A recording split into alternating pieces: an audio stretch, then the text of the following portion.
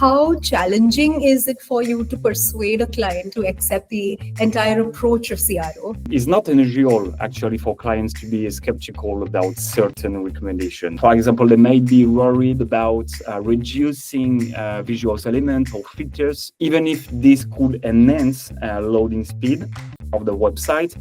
Sometimes the suggestions might conflict also with their brand image. You can run the best promotion and sell the most amazing product into your physical shop, but if someone walks into your store and has a terrible experience, it undermines everything. User behavior change with seasonality or specific periods like holidays.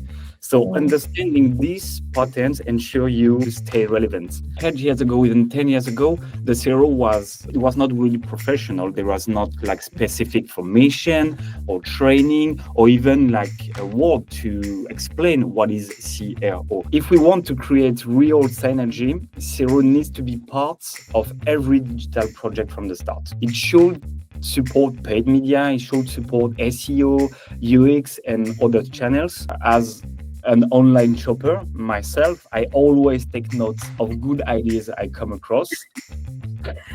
I do that all the time. My biggest source of inspiration comes from collaborating with others' digital teams. So, of course, together we share knowledge and insights. This helps us not only stay ahead, but also, in this case, to create new trends in the digital space. Welcome to the final episode of the CRO Hour series by VWO Podcast. Get ready for some fun, insightful conversations about experimentation, user research, and the huge impact that CRO can have in your business. Before we speak to our guest, here's a very quick overview of who we are and what we do. VWO is a leading experience optimization platform that you can use to manage your experimentation program and deliver personalized experiences. One of our most popular offerings is VWO Insights, a platform to analyze user journeys and identify conversion roadblocks. Take a free trial with VWO today and optimize experiences across all your digital platforms. Now, let's jump right into this conversation. Today, we are excited to have Victor Pontier, the lead CRO at Making Signs. Making Signs is a top digital marketing and technology consulting firm headquartered in Spain with a growing presence in other European regions like UK, Portugal, France, and even the US and beyond. Victor has been the driving force behind creating and developing the entire CRO division in France branch, and he's been an instrumental and supporting personalities when it comes to strategies for luxury brands. His immense amount of years of expertise have made him an authoritative voice in CRO, and he's here to share his valuable insights with us today. So let's not wait and dive right in to understand his unique perspectives, strategies, and approaches in optimizing conversion rates and driving successful personalization efforts. Hey, Victor, welcome to the CRO Hour. Hi, really thank you for this opportunity to talk about the CRO. I'm really glad in this case to be there with you to talk about that. Through the VWO Podcast. How has your week been so far? Oh, it was really tough week, actually. It was really important with really great in the, I would say, meetings, opportunities. I also received a team coming from Spain has Making Sense, also a Spanish company, even if they are all around Europe and even the world, but received an important person coming from Spain in order to share our vision for 2025. So it was tough, but really interesting and busy week so far. Oh gosh, I'm just wondering, maybe did you always know that you want to get into CRO, or did you think of being growing up you had some other ambition altogether? I'm working at the CRO project since almost 8 years now, but 8 years ago, even 10 years ago, the CRO was not nothing, but it was not really professional. There was not like specific formation or training or even like a word to explain what is CRO. So it's pretty new vision, I think. So I just came with the, I would say, intuition that might be something on the future for every e-commerce actors. So it was maybe like hazard to came here. But when I get into all those things, analysis, understanding, and understanding the way that we are able to improve all experiences in a digital, I would say, channels. So then I say, okay, that's might be the future also. Crazy. That's actually a unique perspective. I've not thought about it that way. So, what interests me is you have gone ahead and led and created the entire division of CRO in France within Yep. Making Sense itself. So, based on your experience and expertise, what are the key steps that's required in building a successful CRO team?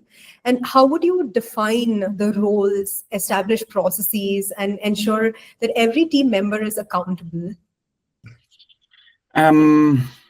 That's really, of course, interesting question.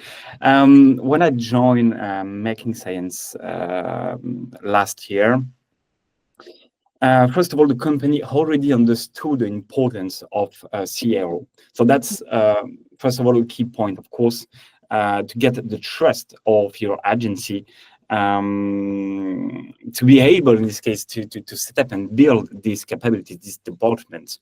So the first step wasn't to, I would say, obtain the trust of the agency, but more to raise awareness about CRO among other teams and collaborators, because it was something new for the French office at Making Science. So it was essential to show them how CRO could enhance their work, whether in paid media, in SEO, or analytics.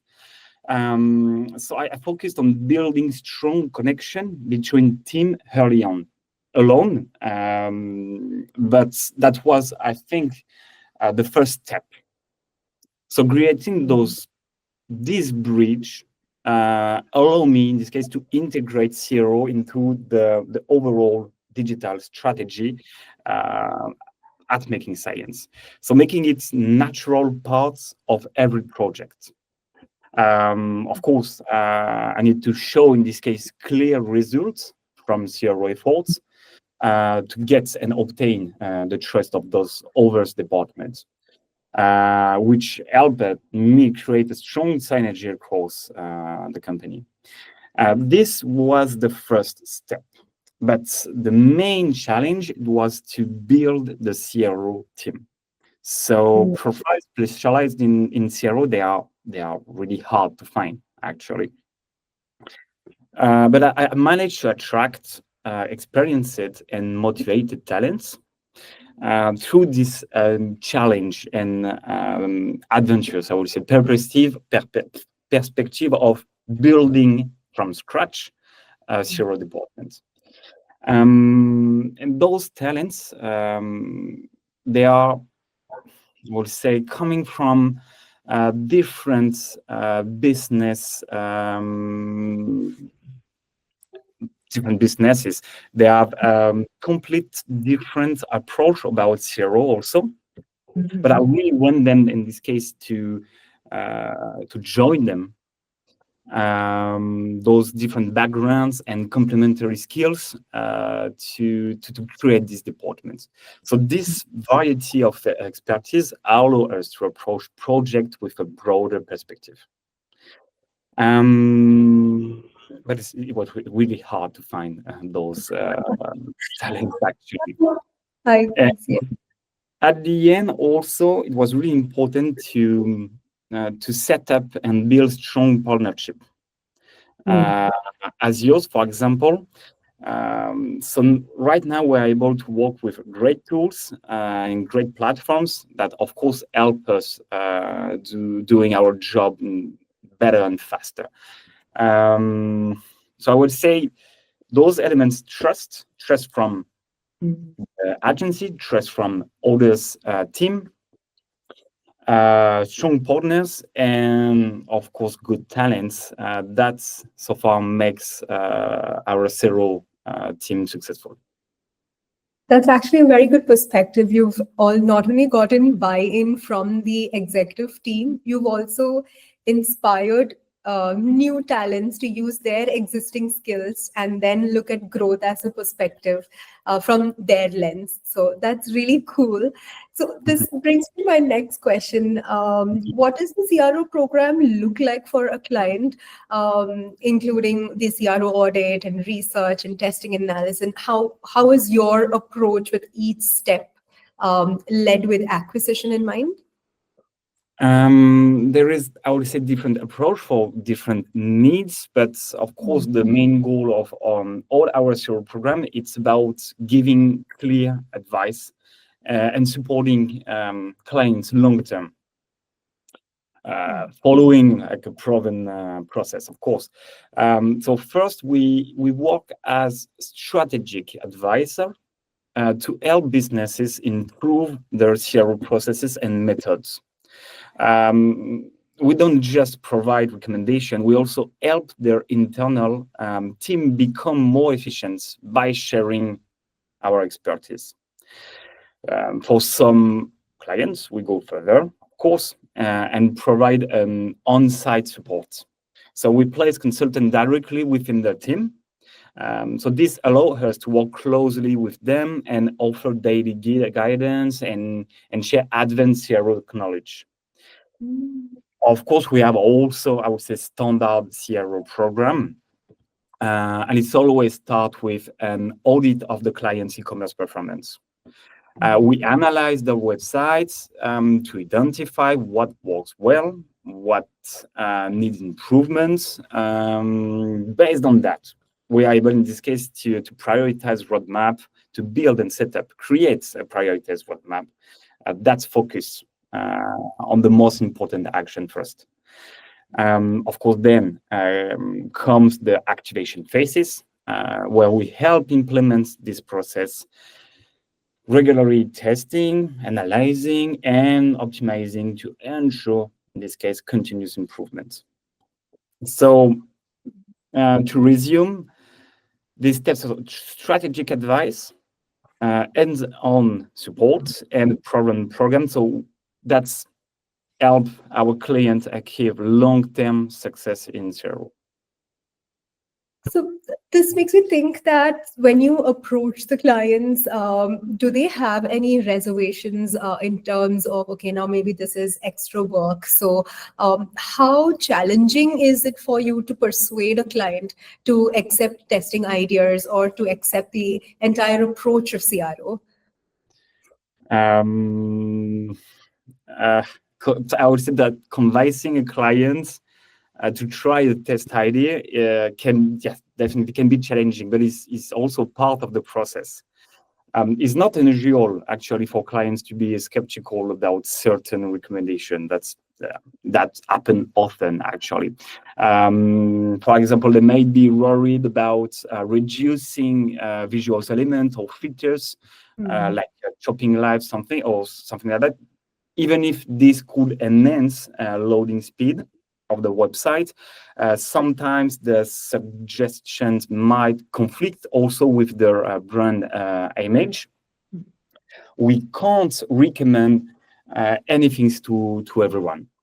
Or sometimes it's just maybe but because we haven't provided enough quantitative or qualitative proof to show the value of the test. So that's why it's really important to understand the client perspective. We need to know the priorities and concern to tailor our approach. A good recommendation always, of course, comes with solid evidence. It's hard to defend an idea based only on intuition, even if at the end with some experiences, sometimes intuition can be really strong. So when we support our suggestions with data like user behavior, analytics, or market trends, it's easier to build trust. That said, I always remind clients the real value of A/B testing. So the insights. So whether the test is a success or a failure, we learn something valuable that help us make better decision for the future, in the future. That's true. So overall, they'll be able to see an ROI eventually. So you're helping their business grow. So if we can drive home that value, then it's one of the ways that we can try to use to convince clients. So we've also noticed that you've supported advanced personalization strategies for luxury brands. So what lessons would you like to share that other D2C brands can learn from it?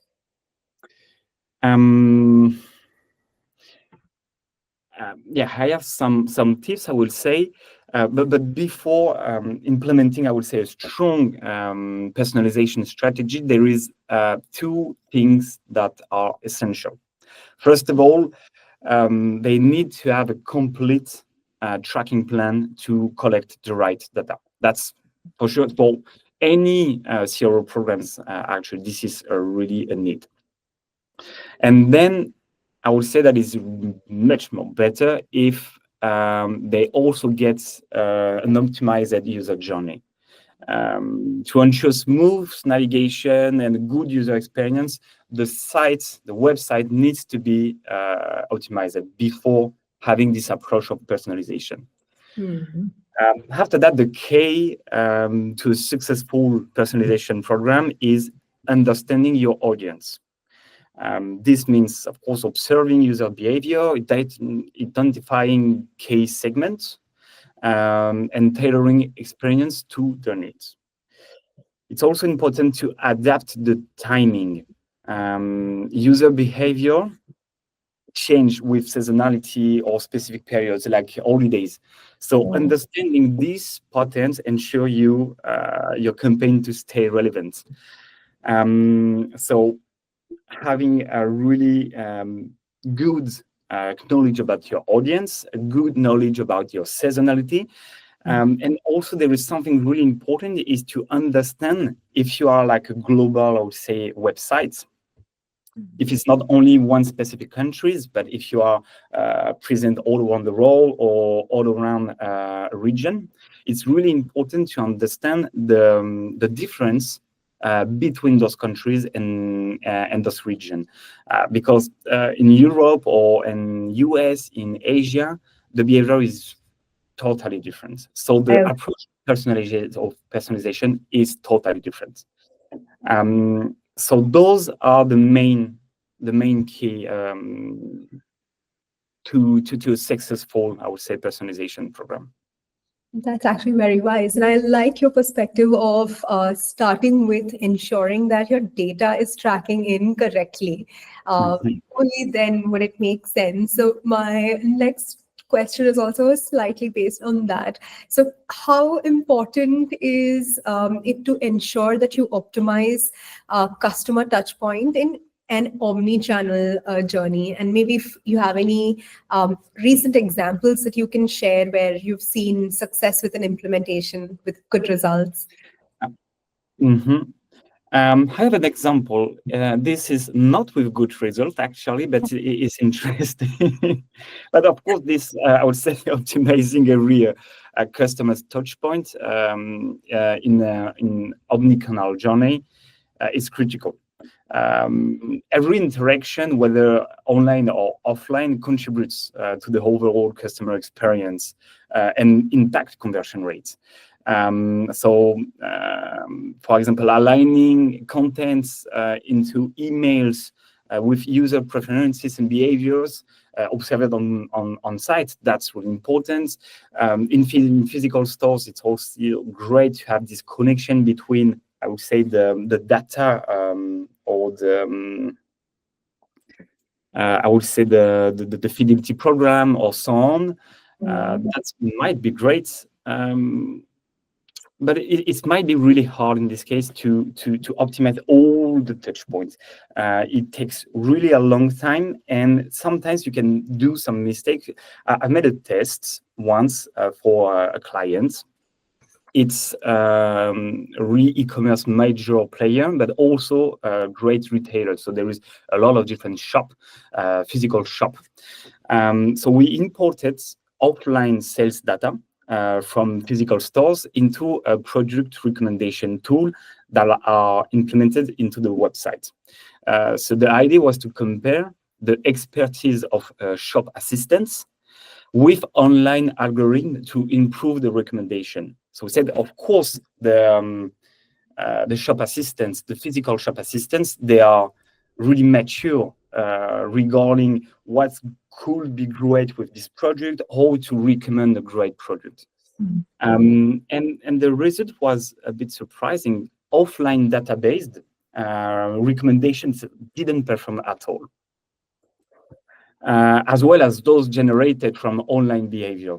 And we get, in this case, these insights that in-store sales assistants guide customers, introduce new product, or can create, in this case, curiosity.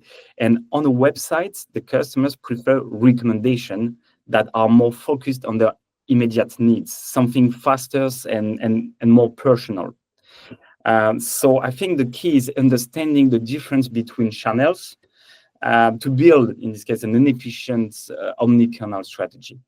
But you must be aware about every different aspect of data that you can obtain. This is, I would say, a hard challenge in CRO. Yeah, but this is really a cool learning. If humans actually put in effort and get up and then go to a store, they might look for like a long-term investment in a product. But if it's online, their minds are always cluttered and they have no time. They have no time for anything. So anything that is immediately, yes, even if it's just Amazon is a very good example. Like I just wait for, okay, let the sale happen, so I'm just going to place the order. So things like that makes a lot of sense when you put it in that perspective. So it makes, now it makes me think about, oh my gosh, like we also need to look at offline stuff. We need to look at different journeys, and we don't know what they experience when the store and when they come behind the screen and how their experience would be. So that's very important as a perspective. So that's really cool. So I've also noticed that the awareness of CRO in Europe as a whole has increased in the past few years. What is your, based on your observation, what is that one area of CRO in France that needs more attention, and how do you think that we can improve that? I think in Europe, I wouldn't say that in Europe the CRO has reached its peak so far in terms of CRO. Because we still have a mixed landscape. I can encounter two types of clients. The highly mature clients who they fully understand CRO principles and see the clear return of investment of an optimization program, and less mature clients who whether don't believe in CRO or haven't yet taken the leap. So, and surprisingly, this includes also some major e-commerce player. So for many companies, I would say paid media like ACA and acquisition campaign are still the number one investments in digital. So CRO is often overlooked, even though it's play a key role in maximizing the effectiveness of these investments. This is, I would say, the where we need more attention is to bring the CRO in a central way of a marketing strategy, into a marketing strategy. So in order to improve, in this case, all the performance of SEA and media campaigns, in order to enhance customer satisfaction, in order to be central. So we need this attention. We need to make the European companies understanding that it's really important to focus also on CRO things. Understood. And how do you think you're utilizing AI to improve the execution of this plan? Or even if I break it down to AI to create just one experiment or any test campaign, do you think it's possible to get tangible benefits from AI getting involved? When it comes to AI in CRO, I think we are still more in the realm of fast analyzers than through artificial intelligence, of course. But predictive algorithms today are delivering really good results when we introduce them into a CRO program strategy. So by training those machine learning algorithms with on-site historical data, we can identify lookalike audiences. That's really important, for example, for personalization strategy and campaigns. So for me, that's the main area so far when we are really using AI, and that's enhanced, in this case, our results in CRO. So, for example, I'm helping clients to implement a machine learning algorithm, and we are training this algorithm with session who have made like a gifter purchase, because it might be really important for some companies to identify gifters. It may be a really great audience. So the idea is to train, in this case, this machine learning algorithm in order to, in real time, for new users, to be able to target those new users who have exactly the same or look-like behavior. So then at the end, we can definitively improve their experience and highlight gifter features for them, specifically for them, without, in this case, disrupting also the experience of others users that are there for themselves. So, of course, with this machine learning algorithm and all of this new and advanced fast learner analyzer, we are able to get further and faster in and to create new ideas into our CRO program. So this also helps me think about, or it jogs my memory about what you spoke about CRO a few minutes earlier, where we need to create an immediate wave around CROs, like a marketing strategy. So how do you think, as a cohesive marketing strategy, how can CRO be integrated into the systems to enhance results for SEO, UX, and other channels? Yeah, so today, all the digital challenges that they are often tackled separately, and this limits the potential. So, if we want to create real synergy, CRO needs to be part of every digital project from the start. It should support paid media. It should support SEO, UX, and other channels. CRO isn't nice to have. For me, it's a must-have. So I like to compare a website to a physical store. So you can run the best promotion and sell the most amazing product into your physical shop. But if someone walks into your store and has a terrible experience, it's undermine everything. So it's the same website. If a user journey is frustrating, all the effort and investments in driving traffic, they are wasted. So to build a cohesive marketing strategy, the CRO expert needs to be involved right from the planning stage. CRO help align all channels and ensuring That's the investment in acquisition and content translates in this case into meaningful conversion and better customers experience. And Good. as a CRO professional, how do you ensure that you're also up to date? So it's important that when we contribute to UX, when we contribute to SEO, we need to keep ourselves up to date with industry trends. So what personal approaches or do you have, and maybe you can share both personal and professional growths that you've taken to achieve this? There are many sources of information. I will say to keep me and keep my team updated. First of all, partners like you. There's also a lot of different events, articles, or even to social media.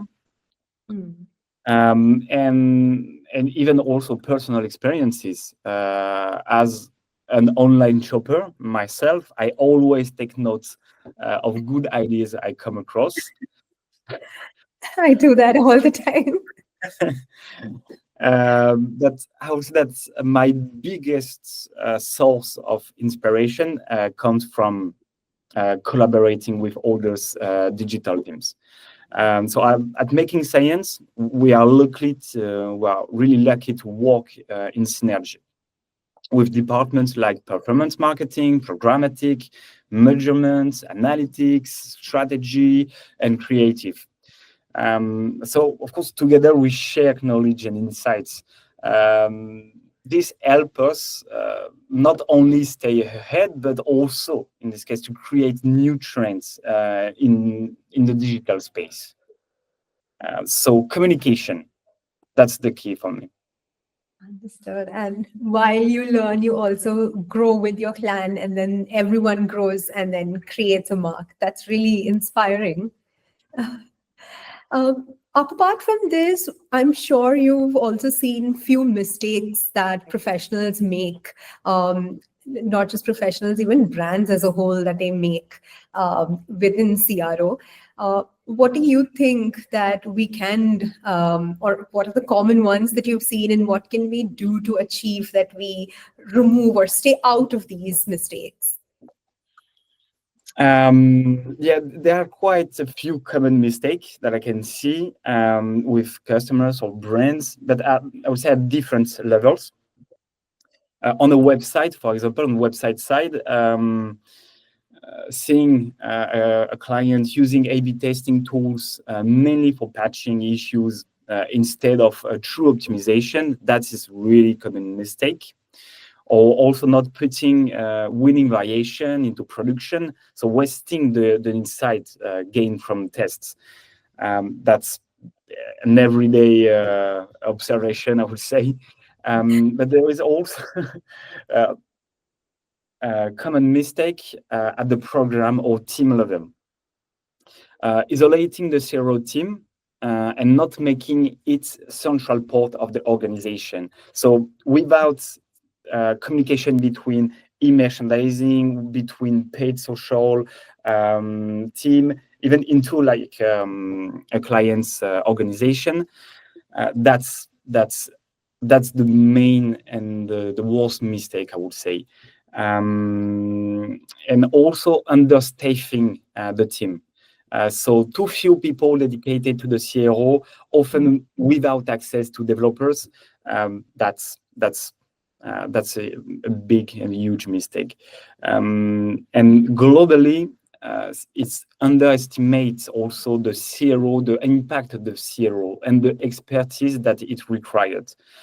The fact is, the CRO is a specialization. Really, is something that you can't improvise. It's a métier. It's required knowledge, tools, and a structured approach to deliver results. So you need to avoid all of these common things, but the main the main mistake is underestimating the knowledge that you need and the expertise that you need in order to set up and build a CRO program. That's actually a very good advice as well. Always be learning, always ensure that you learn and unlearn, and that's how you can even stay relevant. So that's really cool. Any final thoughts or messages maybe that you would like to share with our audience before we conclude? I would say, first of all, if anyone wants to get some more information on CRO, what's about, how to set up a great strategy, or just to have a discussion, of course, I'm available. So please join me. Do not hesitate to. And yeah, that's it. It was a pleasure, of course, to discuss with you and to have this interview. It was a pleasure. Oh, it was a pleasure as well, Victor. It was really nice having you. And now to our most fun section, which is a fun rapid fire round. So the first question is, if you were starting a career in CRO today, what is the one thing you would do differently? That's hard question. One thing that we do differently, if I understood well, I will be more interested at the beginning about all the acquisition strategy, I would say. I was really focused into on-site experiences, on-site things, without taking in consideration the importance of acquisition. So I would say that taking this part and have better knowledge at the beginning, that's an important thing. That's also good advice for anyone starting in CRO. That's actually a very good strategy. Yeah, definitely. Number two, any newsletter that a CRO professional should follow? Oh, I'm really bad at it. I'm not following any newsletter, so I can't even advise you to follow one. That's might be a mistake that I'm making, but I do not have any advice on this side. No problem. How about The importance is, of course, to follow all the partners and tools newsletters. So, for example, the VWO newsletters, you need, of course, to be updated about all the new features and things that you are able to do with the tools. That's really cool. Any books maybe that you would like to recommend to our listeners? Again, I'm not a good reader, so I've had no books to recommend. No problem. I got you. One fun question. What's your go-to travel destination in Europe? Oh, Nordics, Sweden and Norway. That is really interesting cultures and really interesting countries. That's and even the way of thinking and the way of having the approach, even in e-commerce things, is really interesting. I would say that going there is really I really like. I'm likely to go there. Oh, crazy! Those places are in my bucket list. Hopefully, one day. If you're not a CRO specialist, what profession would you have chosen? In the digital landscape? Anything. You can go wild. I can go wild. Oh, I'm really a huge fan about I can't say. I don't know how to pronounce it. Watchmaking things. So I will be a watchmaker for sure. Oh, crazy. What is that one CRO metric that you wish people will stop obsessing over? I can't say conversion rate, of course, because main metrics. But I think it might be that the conversion rate is of course the main purposes, but you need to think and you need to follow others metrics that are really important. Engagement rates, also average order values, client satisfaction. So if you are only focused on conversion rate, you are missing some important points. So you need like to raise all the different key metrics in order to create and set up like a good vibe into your website. I couldn't have said it better. It was beautifully said, and I hope everyone's listening to this. A dream or a goal you want to achieve in the next 3 years?